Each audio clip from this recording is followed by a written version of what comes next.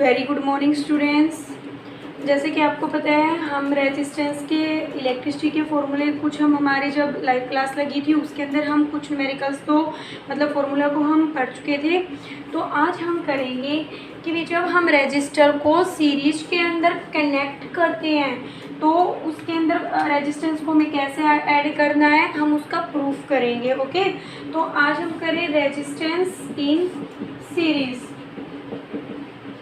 जब रेजिस्टेंस हमारे क्या है सीरीज के अंदर, सीरीज के लिए मैं बता चुकी हूँ। जैसे मान लो रेजिस्टेंस ये है R1, इसका दूसरा टर्मिनल किसी दूसरे रेजिस्टेंस के साथ कनेक्ट हो और दूसरे रेजिस्टेंस का एक टर्मिनल किसी तीसरे के साथ कनेक्ट हो, तीनों का कनेक्शन आपका बैटरी के साथ हो। ठीक है, मतलब आपस में R1 का केवल एक ही टर्मिनल किसी दूसरे रेजिस्टेंस के साथ कनेक्ट होगा, तब हम उनको बोलेंगे सीरीज में। ओके, हमें पता है सीरीज के अंदर क्या होता है, current is same and potential is the, यहाँ पे ये पोटेंशियल आपका क्या होगा, डिफरेंट। ठीक है, तो पोटेंशियल डिफरेंट होगा तो हम मान लेते हैं यहाँ इस पॉइंट के अक्रॉस पोटेंशियल है V1, यहाँ से इस रेजिस्टेंस के अक्रॉस V2 और यहाँ से इस टर्मिनल के बीच में आपका पोटेंशियल डिफरेंस है V3। अब यहाँ से देखो जो नेट पोटेंशियल है यही होगा टोटल, तो और यही पोटेंशियल यहाँ जा रहा है, ये तो है नहीं, यहाँ से करंट जा रहा है तो यही पोटेंशियल यहाँ जा रहा है। तो हमें पता है V इज इक्वल टू क्या होगा, V1 plus V2 plus V3। Ohm's law क्या बोलता है, V is equal to IR। ठीक है, अब V1 किसके इक्वल हो जाएगा, करंट क्या है सेम है बट रेजिस्टेंस कितना है R1 है। V2 कितना हो जाएगा, करंट I, रेजिस्टेंस आपका कितना है R2 है। V3 कितना है IR3। ये वैल्यू यहाँ पुट कर दो। V क्या है तो IR is equal to V1 में IR1 plus IR2 plus IR3। I को कॉमन आउट लोगे तो आप क्या हो जाएगा, R1 plus R2 plus R3। I से I गया तो नेट रेजिस्टेंस आपका हो जाएगा R1 प्लस में R2 प्लस में R3। जब हमारी क्लास हुई थी लाइव उसके अंदर तो हमने सीधा रिजल्ट किया था भी, जब रेजिस्टेंस सीरीज़ के अंदर है तो हम उसको ऐसे ऐड करेंगे। आज हम इसका प्रूफ भी कर चुके हैं। ओके, अब हम करेंगे जब रेजिस्टेंस आपका क्या हो, पैरेलल के अंदर हो। ठीक है, तो रेजिस्टेंस इन द पैरेलल, इसके न्यूमेरिकल आपके लिए बहुत बेनिफिशियल है और बहुत इम्पोर्टेंट है। ओके, पैरेलल के लिए मैंने क्या कनेक्शन बता रखा अभी, जो जैसे मान लो ये रेजिस्टेंस है, इसके दोनों के दोनों टर्मिनल किसी दूसरे रेजिस्टेंस से कनेक्ट हो जाए इस टाइप में, तो इस सर्किट को आप क्या बोलोगे, पैरेलल। ठीक है, ये पोटेंशियल है, यहाँ से करंट होगा। अब यहाँ देखो आप, जो करंट है ये करंट इधर भी जाएगा, इस टर्मिनल के बाद कुछ हिस्सा तो करंट का इधर जाएगा, कुछ इस रेजिस्टेंस के अक्रॉस जाएगा। ठीक है, ये हम R1 लेते हैं R2। पैरेलल के अंदर पोटेंशियल सेम होगा बट करंट है जो आपका वो क्या होगा, डिफरेंट होगा। ठीक है, पोटेंशियल सेम और करंट आपका क्या होगा, डिफरेंट होगा। तो अब यहाँ देखो बट टोटल करंट क्या रहेगा, I1 प्लस में I2, क्योंकि I से ही इधर जा रहा है ना, कुछ इधर कुछ इधर, तो आप I की अब वही लगाओ, ओम्स का लगाओ, V is equal to IR। तो I को हम क्या लिख सकते हैं, V बाई में R। I1 में हो जाएगा पोटेंशियल सेम है तो V बाई में R1। I2 आपका हो जाएगा V बाई में R2। ये वैल्यू यहाँ पुट करो, I की जगह पुट करो V बाई R, I1 की जगह आप करो V बाई R1, I2 की जगह करो V by R2। Common low V को तो कैंसिल आउट हो जाएगा, तो 1 बाई R1 प्लस में 1 बाई R2। ऐसे आपके बहुत सारे रेजिस्टेंस मिल जाएंगे जैसे आपको करना है। तो ये करवाने का रीज़न है कि भी रेजिस्टेंस जब पैरेलल में होते हैं सीरीज़ के अंदर है तो क्या सेम रहता है और क्या डिफरेंट होता है।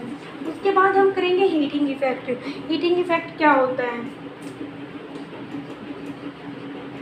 कैसे ये जनरेट होता है। देखो हीटिंग इफेक्ट, जैसे आपको पता है बैटरी का सिंबल या सेल का सिंबल हम ऐसे लिखते हैं, एक पॉजिटिव होता है एक नेगेटिव होता है। Due to difference in the charge, एक पे पॉजिटिव है एक पे नेगेटिव है, तो यहाँ पे एक पोटेंशियल डिफरेंस हो जाता है। ठीक है, और इस पोटेंशियल की वजह से ही आपका चार्ज पार्टिकल मूव करता है। जैसे इन सर्किट को मैंने कंप्लीट कर दिया, यहाँ पे कोई मैंने रेजिस्टेंस निकाल दिया, सेल के अंदर पोटेंशियल डिफरेंस होने की वजह से चार्ज पार्टिकल मूव करेगा, जिसकी वजह से करंट जनरेट होगा।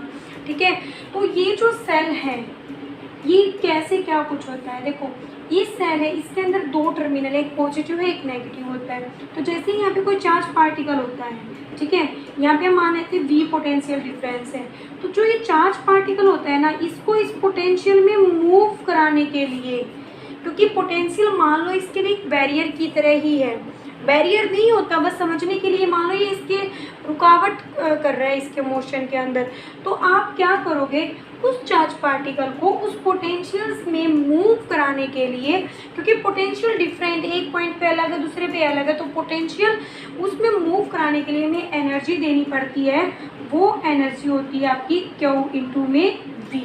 ठीक है, आप इसको कैसे भी रिप्रेजेंट कर सकते हो। तो जो इनपुट की एनर्जी आप कितनी देते हो इस सर्किट को, इनपुट एनर्जी आपने इस सेल को कितनी दी है मूव कराने के लिए, ये आपने दी है Q इंटू में V।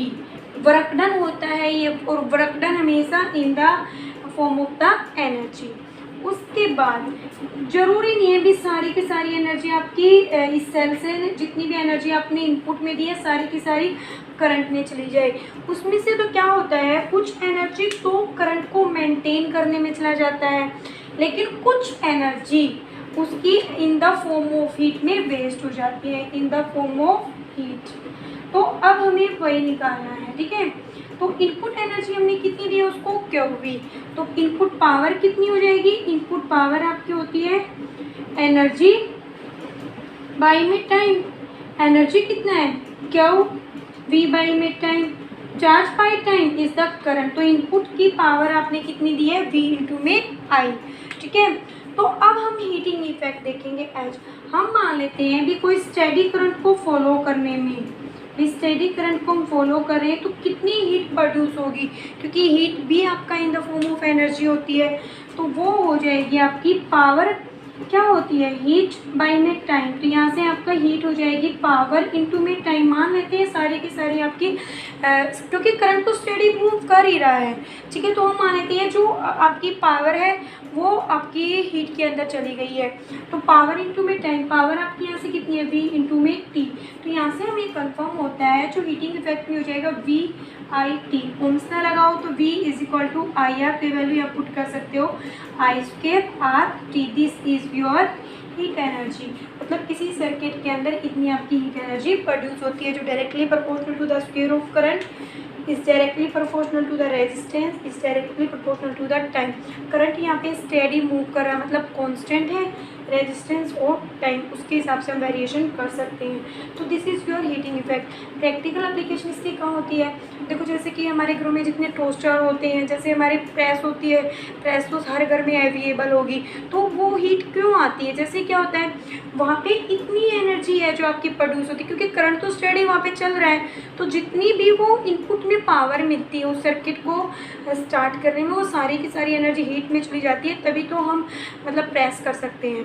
ओके, जैसे कई बार क्या होता है, जैसे हम चार्जर लगा देते हैं तो स्विच कितना गर्म हो जाता है, ऑलमोस्ट काफ़ी टाइम के बाद जब हम किसी भी इलेक्ट्रिक एप्लीकेशंस को बंद करते हैं तो उसका स्विच गर्म हो जाता है, क्योंकि वहाँ पे हीट जनरेट हो जाती है, वो हीटिंग इफेक्ट वहाँ पे भी होता है। इसकी प्रैक्टिकल एप्लीकेशन यही है, बस हम टोस्टर्स वगैरह में यूज कर सकते हैं, ठीक है, जितनी भी इलेक्ट्रिकल एप्लीकेशंस होती है वहाँ भी हम इनका यूज कर सकते हैं, लेकिन हर में इसका आपको पता है इसकी एप्लीकेशन भी है, तो इसको हम वो भी है, ज़रूरी नहीं है कि इसका एवरी पार्ट आपको एप्लीकेशन में ही यूज करना है। Okay, this is very important.